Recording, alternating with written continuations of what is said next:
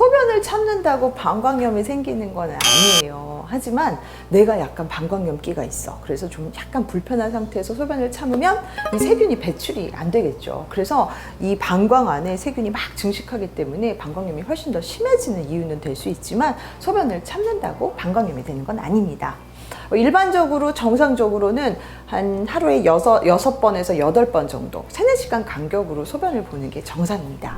연구에 의하면 소변 보는 횟수, 또 성관계 전후 씻는 거, 뭐 세척, 그리고 꽉 끼는 뭐 타이트한 의복, 뭐 레깅스라든가 이런 거 별로 그렇게 방광염하고 밀접하지 않다, 뭐 이렇게 많이 알려져 있어요. 게다가 또 탕목욕탕, 목욕탕 하고 나서 이제 방광염 생겼다고 하시는 분들이 있는데 연구에 의하면 이 탕목욕도 별로 그렇게 방광염이랑 연관은 되지 않다라고 하지만 사실은 이런 모든 게 약간 방광염 끼가 있을 때, 내가 이미 어느 정도 방광염의 초기 단계일 때는 좀 세균을 증식할 수 있는 환경이 되는 건 사실이에요. 그래서 내가 맨날 방광염을 재발하거나 아니면 좀 안 좋은 기운이 있다면 이런 것들은 피하시는 것도 도움이 될 것 같아요. 방광염이 자꾸 재발되면 사실 불편할 때는 성관계를 안 하는 게 좋아요. 내가 좀 먼저 불편한 게 있는데 성관계를 하고 나면은 방광염이 훨씬 더 심해지는 걸로 되어 있거든요.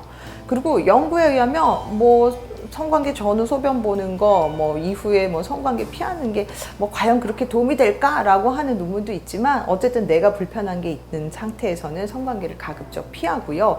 논문에는 뭐 관련이 없다고는 하지만 아무래도 요도 끝에 묻은 세균을 빨리 씻어주기 위해서는 소변 보는 것도 어느 정도는 도움이 되리라 생각을 합니다.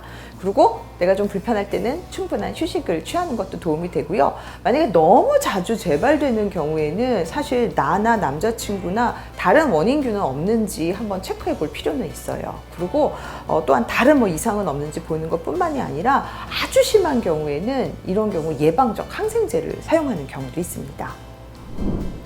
자, 비뇨기계는 서로 연결이 돼 있어요. 요도에서 방광, 요관, 신장까지 서로 연결이 돼 있기 때문에 방광염, 불편한 증상인데 그대로 방치를 하면은 요관을 타고 중요한 신장까지 염증이 있게 돼요. 이 신장은 우리 몸에 노폐물을 거르는 중요한 중요한 장기인데 이 신장까지 염증이 생기게 되면 열나고 옆구리 걸리고 막 축구 떨리고 이런 증상이 생기게 되죠. 그래서 이 신우신염은 폐혈증까지 일으킬 뿐만이 아니라 만성적으로 자꾸 신우신염을 앓게 되면은 결국 신장 기능이 떨어지겠죠. 그래서 노폐물을 제대로 걸릴 수가 없고 또 우리 인체에도 심각한 부작용을 초래하는 만큼 방광염 간단하지만 절대 방치하지 마시도록 하세요.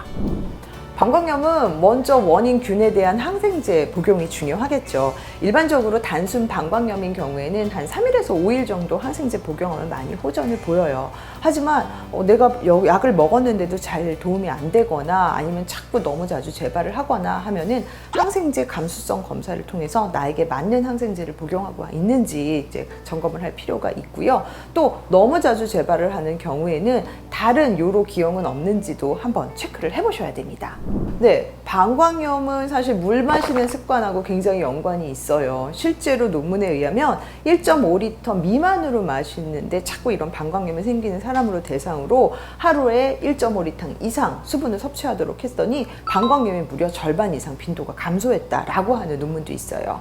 이렇듯 하루에 1.5리터, 그러니까 작은 페트병 3병이에요. 이거를 매일 일정하게 수분을 섭취하는 거 중요하고요. 이렇게 마르실 했더니 몰아가지고 한밤중에 나 1.5리터 못 마셨어 하고 계속 마시는데 자기 전에 물 너무 많이 마시면 화장실을 많이 가니까 낮에 충분한 수분 섭취를 하도록 하시고요. 그리고 평소에 소변을 보고 날 때 혹은 대변을 볼 때 이렇게 소변이든 대변이든 앞에서 뒤로 닦는 습관, 왜? 항문에서 요도로 가면 안 되니까 앞에서 뒤로 닦는 습관을 주의하시고요. 또 성관계 후에 요도 끝에 묻은 세균을 빨리 씻어내기 위해서 바로 소변 보는 습관도 중요합니다.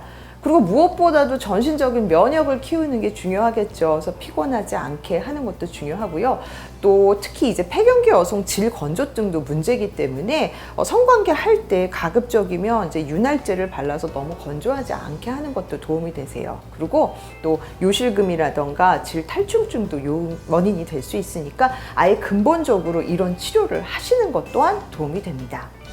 건강 보조식품 많이 여쭤보세요. 크랜베리가 도움이 된다던데 얼마나 도움이 되나요? 라고 하는데 사실 이런 건강 보조식품에 대해서는 논문마다 약간은 차이가 있어요. 하지만 일반적으로 크랜베리 이게 천연 항염 작용을 해요. 그래서 방광벽에 세균이 달라붙는 것을 막는 그런 역할을 하기 때문에 일부 도움이 된다라고 하는 보고도 있고요. 또 유산균, 왜 대부분이 항문에 있는 대장균 때문에 생기고 또 여기서 오염이 되는 게 많기 때문에 장을 건강하게 하는 유산균 복용도 도움이 되고 또 요즘 유행하는 이제 질 유산균도 질에서 요도로 옮겨 붙는 거를 또 막을 수 있기 때문에 어느 정도 도움이 된다고 하는 그런 논문도 있습니다. 사실 케겔 운동 자체가 방광에 있는 뭐 염증을 완화한다기보다는 케겔 운동이 바로 골반 근육 강화 운동이잖아요. 근데 앞서 말씀드렸듯이 이 방광염 원인 중에 요실금이라던가 아니면은 이 방광벽의 진로의 탈출 이런 게 원인이 되기 때문에 골반 적응을 튼튼하게 하면은 요실금도 어느 정도 예방할 수 있고 그리고 방광 탈출질까지는 아니지만 질벽 특히 방광을 받치고 있는 질벽을 튼튼하게 하는데 도움이 되기 때문에 일부 이런 걸 완화하는 데 있어서는 도움이 될 수도 있습니다. 하지만 뭐 염증 자체를 완화하는 그런 방법은 아니에요.